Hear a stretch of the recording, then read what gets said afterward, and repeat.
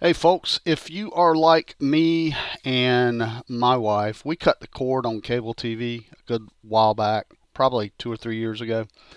And we watch a lot of Netflix, we watch a lot of YouTube, we watch a lot of Amazon Prime and other things through our Roku. But here's something that's pretty cool if you didn't know about it.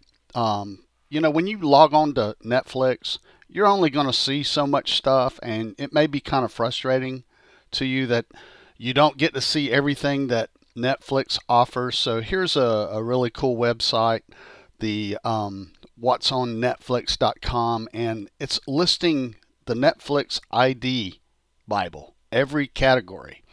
So what's really cool about this is they're listing these different category codes.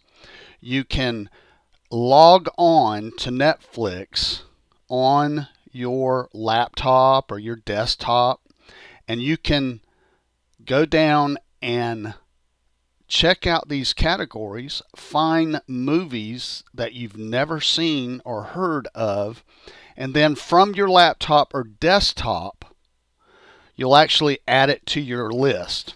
And that way, when you log on to Netflix from your TV or whatever, that particular movie will be added to your list. So it's got a lot of different genre codes, and I wanted to show you 2 or 3 of them right here on Netflix. So right here I have used the action and adventure code, and that right there is netflix.com browse slash genre slash 1365.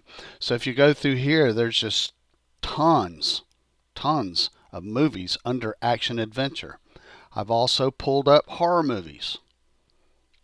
You're not going to see all these when you log into Netflix. So if you'll come here to I'm on my big desktop, I can see these and I can add them to my list.